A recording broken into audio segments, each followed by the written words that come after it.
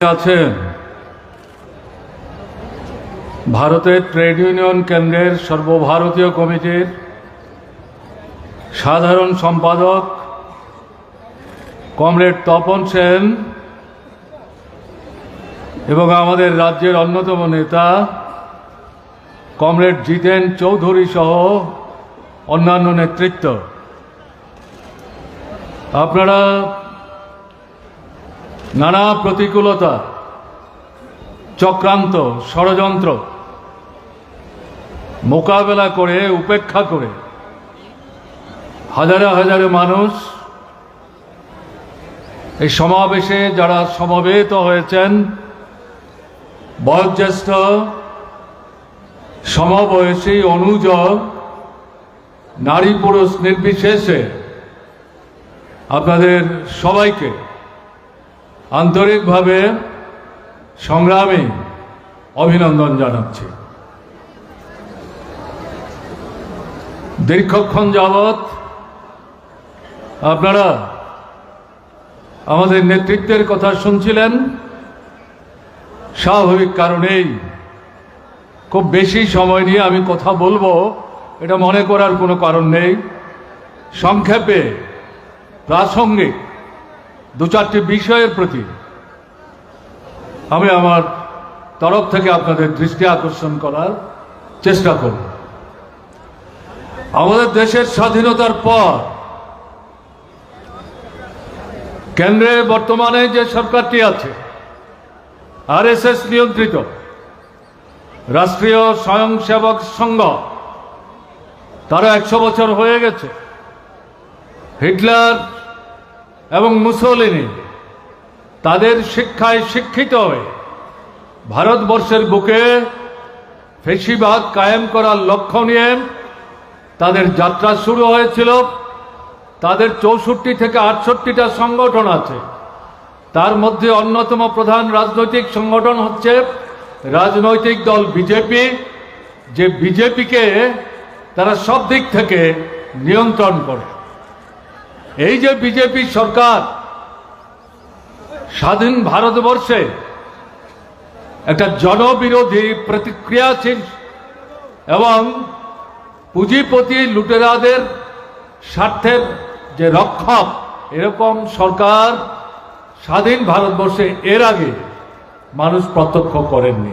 তার অর্থ এই না, আমি এই কথা বলছি না যে ভারতবর্ষের স্বাধীনতা পর থেকে অন্যান্য যে সরকারগুলো এসেছিল তাদের মধ্যে শোষণমুক্ত একটা সভ্য গণতান্ত্রিক রাষ্ট্র তৈরি করার লক্ষ্য নিয়ে সরকারগুলো কাজ করেছে, এরকম কোনো সার্টিফিকেট দেওয়ার অধিকার আমার নাই, এই অভিজ্ঞতা আমার নাই। কিন্তু আমি যেটা বলার চেষ্টা করছি, সবচাইতে প্রতিক্রিয়াশীল একটি সরকার, এবং তারই সাথে ভারতবর্ষের রাজ্যগুলোতে যেখানেই এই বিজেপি নিয়ন্ত্রিত সরকার চলছে অথবা বিজেপি অন্যদেরকে সাথে নিয়ে রাজ্যে রাজ্যে সরকার চালাবার চেষ্টা করছে, একই দৃষ্টিভঙ্গি নিয়ে তারা চলবার চেষ্টা করছে। এরা কেন্দ্রে এবং রাজ্যে সরকারে থাকবে, সাধারণ মানুষ, শ্রমজীবী মানুষ মাথার ঘাম পায়ে ফেলে, গায়ের রক্ত জল করে ফসল উৎপাদন করেন, পণ্য সামগ্রী তৈরি করেন, অথচ তাদের দুবেলার পেটের আহার তারা নিশ্চিত করতে পারছেন না। এই সমস্ত অংশের মানুষের দৃষ্টি আকর্ষণ করে যেটা বলতে চাই, যদি মনে করেন দিল্লিতে, রাজ্যে বিজেপি সরকার থাকবে, আপনাদের জীবনের বেঁচে থাকার প্রশ্নের সাথে সম্পর্কযুক্ত যে অর্থনৈতিক দাবি দেওয়া এবং এই দাবি দেওয়া আদায়ের জন্য সংগ্রাম করার যে অধিকার, গণতান্ত্রিক অধিকার, এই বিষয়গুলো এই সরকারের কাছ থেকে আপনারা পাবেন, তাহলে ভুল করবেন। এই সরকার থাকবে, আপনাদের এই সমস্যার সুরাহা হবে, এই ধারণা যদি আপনাদের মধ্যে তৈরি হয় তাহলে ভুল করবেন। এদের মূল কাজ হচ্ছে শোষণের স্বার্থে বড় বড় পুঁজির নেতৃত্বে ভারতবর্ষের সামগ্রিক যারা পুঁজিপতি, যোদ্ধার, জমিদার, কালোবাজারি, সুদখোর মহাজন বাজারে কৃত্রিম অভাব তৈরি করে লুটের পাহাড়কে পর্বতে পরিণত করার চেষ্টা করছে। তাদের স্বার্থ কিভাবে রক্ষা করা যায় তার জন্যে এই বিজেপি সরকার, কি কেন্দ্র হোক কি রাজ্য হোক, তারা দিবারাত্র সেই লক্ষ্য, সেই উদ্দেশ্য, সেই চিন্তা নিয়েই তারা কাজ করার চেষ্টা করছে। তাহলে এই পরিস্থিতিতে শ্রমজীবী অংশের মানুষ, শ্রমিক, শ্রমজীবী, কৃষক, জনসাধারণ সহ তাদের সামনে বিকল্প কি? লড়াই ছাড়া অন্য কোনো বিকল্প নাই। লড়তে হবে। শোষকদের স্বার্থের রক্ষক এই শাসকদের উপর চাপ সৃষ্টি করতে হবে এবং তাদের অনিচ্ছুক হাত থেকে দাবি আদায় করে নিয়ে অস্তিত্ব রক্ষার যে সংগ্রাম, সেই সংগ্রামে হাঁটি পাপা করে আপনাকে এগিয়ে যেতে হবে। এর সামনে বিকল্প কোনো রাস্তা নেই। এই জায়গায় দাঁড়িয়ে যেটা বিশেষ করে বলবো, শুধু অর্থনৈতিক দাবি আদায়ের সংগ্রাম আর গণতান্ত্রিক অধিকার পুনরুদ্ধারের সংগ্রাম, এর মধ্যে আমাদের সমস্ত ভাবনা, চিন্তা, চেতনা যদি আমরা সীমাবদ্ধ রাখি তাহলে আমরা ভুল করব। দরকার হচ্ছে এই দাবি আদায়ের সংগ্রামের সাথে সাথে সামগ্রিকভাবে লড়াইয়ে যারা প্রত্যক্ষ পরোক্ষভাবে অংশগ্রহণ করছেন, দূর থেকে যারা এই লড়াইয়ের প্রতি নজর রাখছেন, তাদের রাজনৈতিক চেতনার মান বৃদ্ধি করার জন্য, উন্নত করার জন্য, তাদের চেতনাকে শানিত করবার জন্য, ক্ষুরোধার করবার জন্য যদি আন্দোলন যারা সংগঠিত করছেন তারা যদি ভূমিকা না নেন, তাহলে এই আন্দোলন অর্থনীতিবাদী একটা সীমাবদ্ধ চেতনার মধ্যে আবদ্ধ হয়ে থাকবে। তাতে সাময়িক কিছু সুযোগ হয়তো আপনি আদায় করতে পারবেন, এর মধ্য দিয়ে আপনার জীবন সমস্যার স্থায়ী সমাধান আপনি করতে পারবেন না।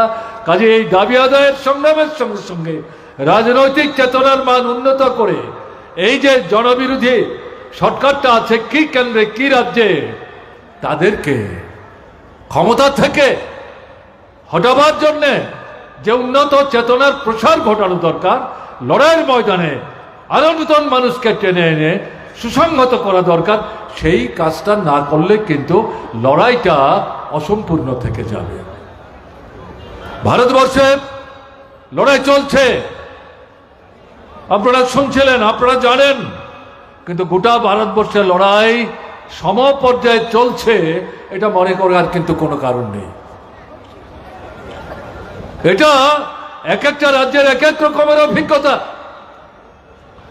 যে রাজ্যে যে সরকার আছে সেই সরকারের যে দৃষ্টিভঙ্গি, এটা যেমন একটা গুরুত্বপূর্ণ বিষয়, তার সাথে সেই রাজ্যে শ্রমিক শ্রেণী, শ্রমজীবী অংশের মানুষ এবং গণতান্ত্রিক শক্তি, তাদের যে আন্দোলন, সেই আন্দোলনের যে শক্তি, তার উপর নির্ভর করে এই আন্দোলনের চেহারা ভারতবর্ষের বিভিন্ন রাজ্যে বিভিন্ন রকম রূপ পরিগ্রহ করছে।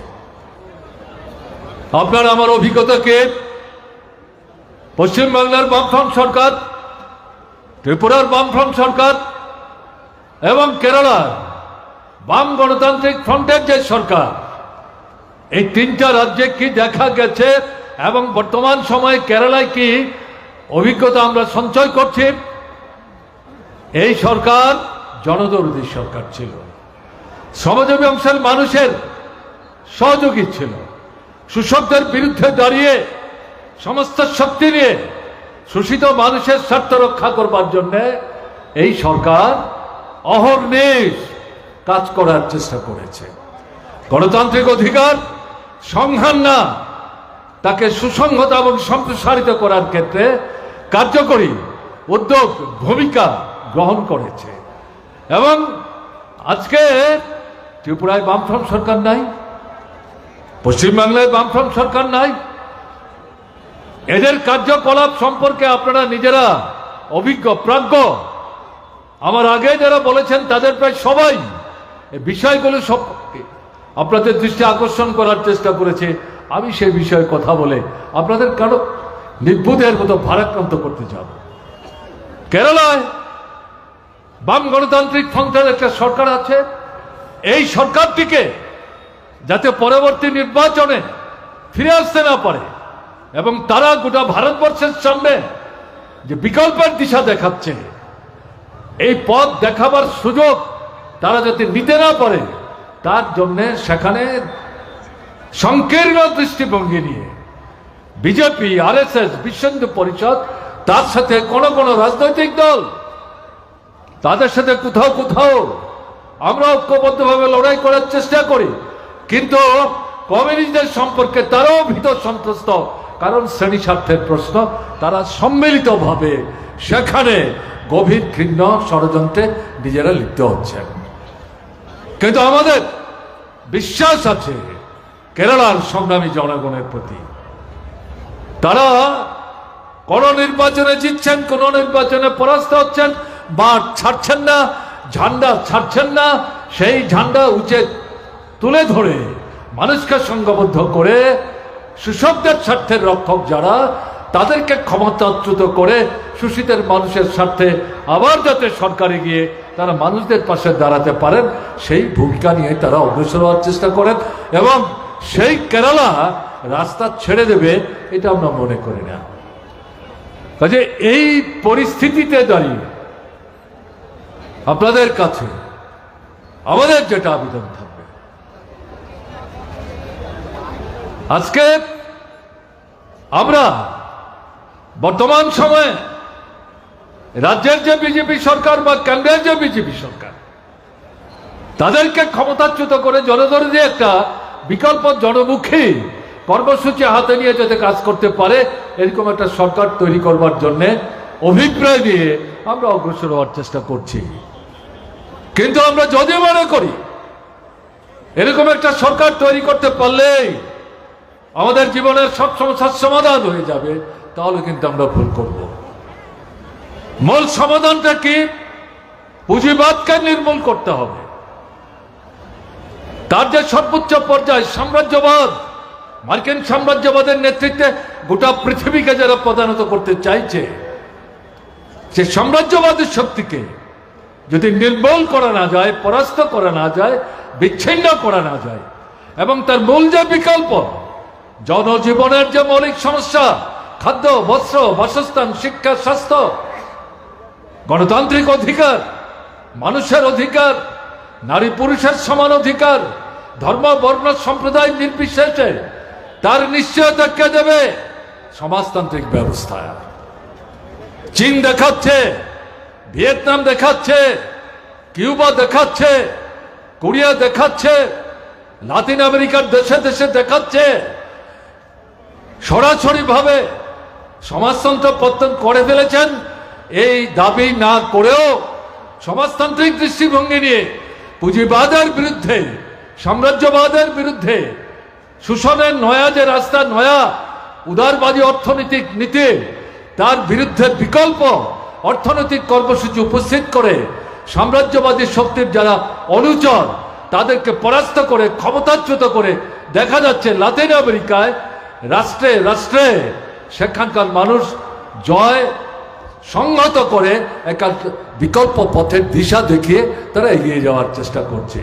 কাজে এই জায়গায় দাঁড়িয়ে যেটা বলবো, আজকের লড়াই এবং সামনের যে লড়াই, ঠিক আছে, রাজ্যের সরকার আমাদের হটাতে হবে, কেন্দ্রের সরকার আমাদের হটাতে হবে, কিন্তু এখানেই সমস্যার যেহেতু সমাধান না, মূল যে লড়াইটা, শ্রেণীহীন শোষণমুক্ত সমাজ, সমাজতান্ত্রিক যে ব্যবস্থা, সেই জায়গাটাতে নিয়ে যাওয়ার জন্য এই লড়াইকে, সাধারণ মানুষের চেতনাকে সেখানে সম্প্রসারিত করতে হবে, উন্নত থেকে উন্নততর করতে হবে।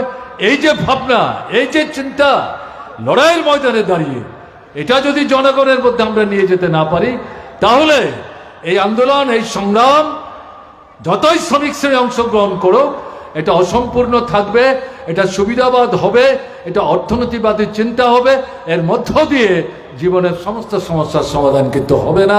কাজেই এই দিক থেকে এই চেতনা নিয়ে লড়াইয়ের ময়দানে কিন্তু আমাদের ভূমিকা নিতে হবে।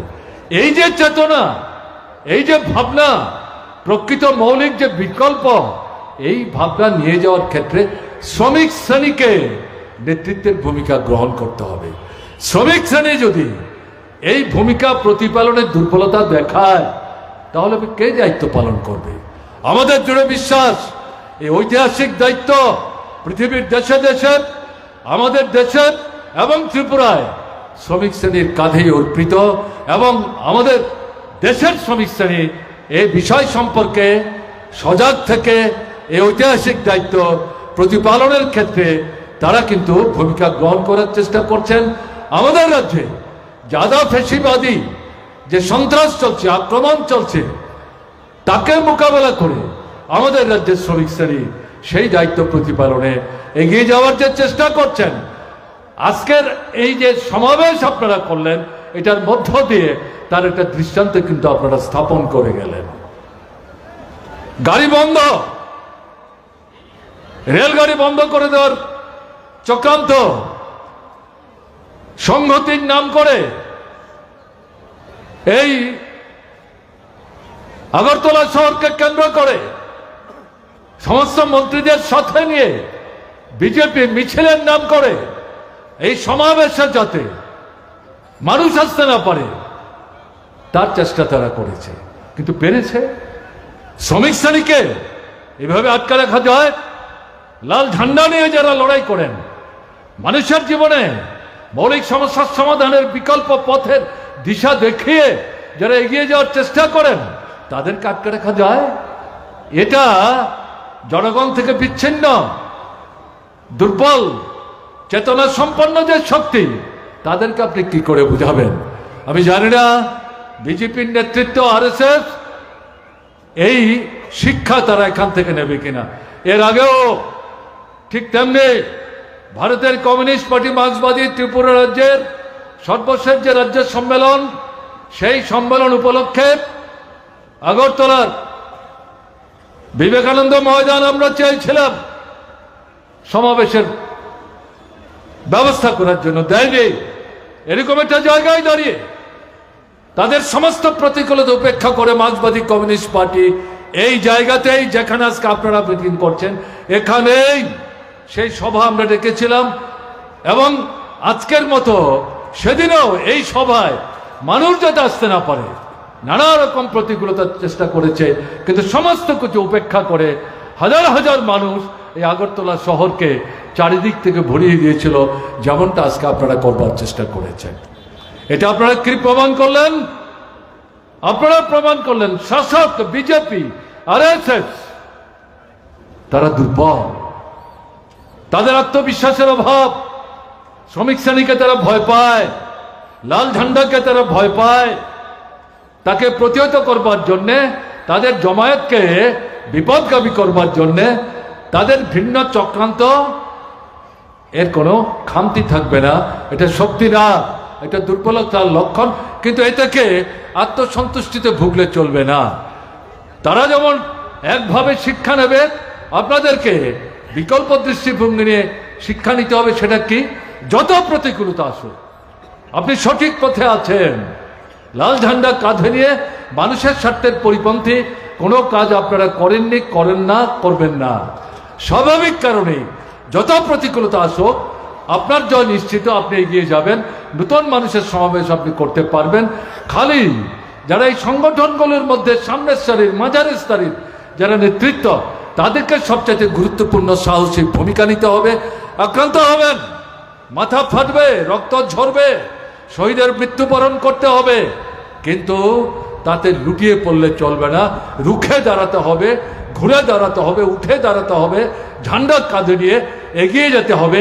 এই শিক্ষা নিয়ে আজকে আপনারা ফিরে যাবেন এবং সামনের দিনে একটা বৃহত্তর যে সংগ্রাম, যার মধ্য দিয়ে এই রাজ্যের আভ্যন্তরীণ পরিস্থিতির মধ্যে একটা মৌলিক গুণগত পরিবর্তন আনার যে ক্ষেত্র ক্রমশ প্রসারিত হচ্ছে তাকে আরো প্রসারিত এবং সংগত করার ক্ষেত্রে আপনারা গুরুত্বপূর্ণ ভূমিকা নেবেন এই আবেদন আপনাদের কাছে রেখে দীর্ঘ অনেকক্ষণ যাবৎ আমার আগের বেশ কয়েকজন বক্তার বক্তৃতা শুনেও আমাকেও সর্বশেষে কথা বলার সুযোগ আপনারা দিলেন, শুনলেন, তার জন্য আপনাদের সকলের প্রতি আন্তরিক কৃতজ্ঞতা প্রকাশ করে আমি আমার কথা বলা শেষ করছি।